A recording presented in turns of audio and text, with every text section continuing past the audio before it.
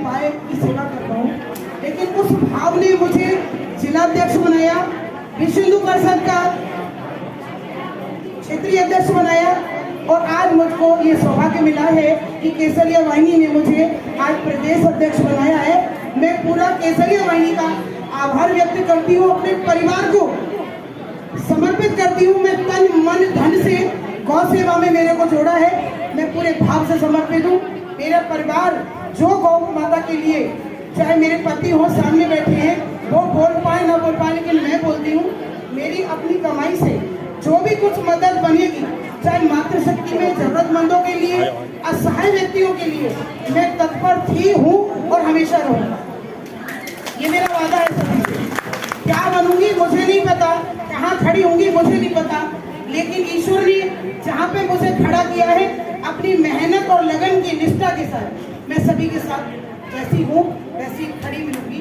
चाहे आधी रात भी मुझे फोन करो, उसके पीछे मुझे परिवार की भी डांट खानी पड़ती है कई बार, लेकिन मैं फिर भी सभी के साथ जाके सभी के हर संभव प्रयास करती हूँ मैं किसी की मदद कर सकूँ। दूसरा बात, ये मेरी एक मेहनत करने की, लोग बोलते हैं आपने बहुत मेहनत की, आपको कोई टिकट लेना चाहिए। सच बताऊं, मेरा कोई टारगेट नहीं है। मुझे खुद को नहीं मालूम है कि आज मैं जिला की, नगर की, प्रदेश, धीरे धीरे स्टेप बाय स्टेप। और सच मानिए, कहीं ना कहीं बुजुर्ग लोगों का बहुत बड़ा आशीर्वाद रहता है, जिसमें हमारे माननीय चेतन बाबू यादव जी हैं, तो वो संरक्षक समझ लीजिए, हमारे पिता तुल्य भी हैं, जिन्होंने या तो मेरी क्वालिटी देखी, कुछ अंदर से देखा तो जरूर, और जब दो आत्माएं एक जैसी कहीं पर मिलती हैं तो निश्चित है कि कोई ना कोई किसी ना किसी का टैलेंट समझता है। हमको एक मार्गदर्शक चाहिए था, और भाई साहब को लगता था कि आप पीछे मत हटो। मैंने कहा भाई साहब नहीं, मेरे परिवार में बहुत डांट पड़ती है कि आप पीछे मत हटो, मुड़ के मत देखो, आगे चलो। तो धीरे धीरे मैंने नुमाइश से अपना करियर स्टार्ट करा, और आज धीरे धीरे मैं अतुल भैया के साथ आ गई। अब आगे का मुझे नहीं पता कि मैं बैक जाऊंगी कि आगे जाऊंगी, लेकिन मुझे इतना पता है जहाँ पे मैं खड़ी हूँ, मेरा नाम इतना शहर में डॉली नाम से, ये मैंने पहचान बनाई, और शायद मरूंगी तब तक इस डॉली नाम को मेंटेन रखूंगी, चाहे मैं किसी भी क्षेत्र में खड़ी होकर काम करूँ। और अपनी सभी मातृशक्ति से मैं ये चाहूंगी कि आप लोग मेरे साथ जुड़ के चलिए। आपको हो सकता है आज मंजू भाभी को कोई प्रॉब्लम हो तो महामंत्री उनके अवेलेबल है। ये वीडियो बनाए किस गौशाला के अंदर किस तरीके का भ्रष्टाचार हो रहा है, किस तरीके से वो एनजीओ हमारी गौ माता की सुरक्षा नहीं कर पा रही। तो हमको ये संकल्प लेना चाहिए कि एक एक गौशाला पे हम लोग केसरिया वाहिनी की टीम को लगाएं। डॉली जी, चाहे वो ग्राम सभा की बात हो, न्याय पंचायत की बात हो, ब्लॉक की बात हो, तहसील की बात हो, महानगर की बात हो, चाहे जनपद की बात हो या पूरे प्रदेश की बात हो, जब तक एक एक नौजवान, एक एक महिला ये संकल्प नहीं ले रही कि हमको अपने देश को बचाना है, भारत माता को बचाना है, गौ माता को बचाना है, तभी हम इस सरकार हम लोगों के लिए सहयोग कर सकती है। लेकिन आप ये सोचें कि एक थाने पे 50 सिपाही हैं तो हमारी सुरक्षा हो जाएगी, नहीं होगी।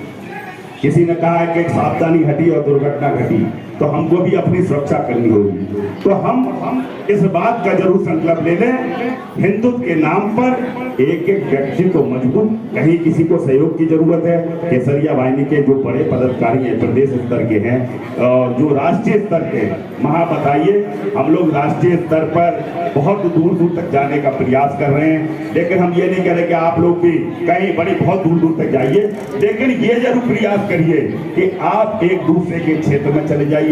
जैसे जिस मोहल्ले के लोग हैं, मान लीजिए वार्ड एटा के अंदर 22-24 वार्ड होंगे, लगभग 22-24 अगर वार्ड होंगे तो चेयरमैन जी है हमारी, 25 वार्ड है यहाँ पे। तो 25 वार्ड में हम अगर 10-10 महिलाओं की टीम, 10-10 नौजवानों की टीम, 10-10 बुजुर्गों की टीम अगर गठित कर लेते हैं तो 30 केसरिया वाहिनी के हमारे लोग खड़े हो सकते हैं। हम नहीं कह रहे हमारे कार्यकर्ता, हिंदुस्तान के कार्यकर्ता, जो मोदी जी का संकल्प है, जो योगी जी का संकल्प है, वो एक एक हिंदू का संकल्प होना चाहिए। इसको हमें मजबूत करना है। मैं पुनः आप लोगों को इस हरियाली तीज की, रक्षाबंधन की, जन्माष्टमी की, 15 अगस्त की और एटा की कोई भी जगह में हुआ जहां मैं नहीं गया, एक गर्व होता है कभी कभी, इस एटा में मेरा कौन था, कोई नहीं था, लेकिन आज देखो इस पर केसरिया नहीं तो दिया, ये राम जी की माया है। ये राम जी आकर अगर दिल से आप कुछ करते हो तो सारी कायनात आपके साथ उसको सफल करने में लग जाती है। आप दिल से करके देखो। मैं सच बता रहा हूँ कि केसरिया हिंदू वाहिनी जब से मैंने स्टार्ट किया था ना 2018 में, आज तक ऐसा कोई दिन नहीं हुआ जिस दिन मैंने कुछ सोचा हो और वो पूरा ना हुआ। मेरे पास कुछ हो या ना हो, पता नहीं राम जी कहाँ से भेज देते हैं और वो मेरा पूरा हो जाता है। तो ये इसलिए होता है क्योंकि मैंने पॉलिटिक्स और पैसा, कोई स्वार्थ, ये सब किनारे करके एक हिंदुत्व की भावना से संगठन को बनाने का प्रयास किया, इस परिवार को बनाने का प्रयास किया है। आप मिलना मिलाना करते रहिए। मुझे बहुत अच्छा लगा कि डॉली जी का संगठन देखकर मुझे बहुत खुशी हुई और पता चल रहा है कि आपके पीछे बहुत दुनिया है। देखो, हमें तो आप नहीं जानते, लेकिन आप डॉली जी को जानते हैं। आप डॉली जी के पीछे हैं तो इसका मतलब हम बहुत खुश हैं आपके साथ। जहाँ भी महिलाएं होती हैं वो चीज अपने आप ही उजागर हो जाती है। पुरुष तो बेचारे अपना काम करते हैं, लेकिन महिलाएं बहुत कुछ करती हैं, घर को भी देखती हैं, बच्चों को भी देखती हैं।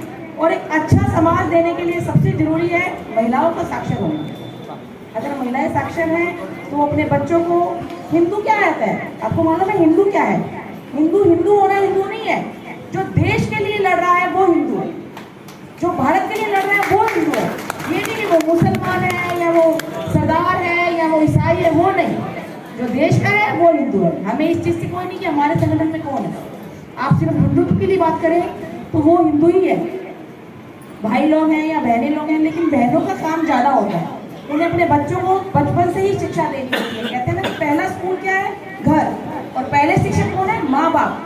अगर आप पहले दिन से ही अपने बच्चों को शिक्षा देनी शुरू करेंगे तो वो वही करेंगे जो आप उन्हें शिक्षित करेंगे। स्कूल तो बाद में, 5 साल बाद आता है बच्चा स्कूल में, लेकिन घर में बोलता है वो पहले साल में।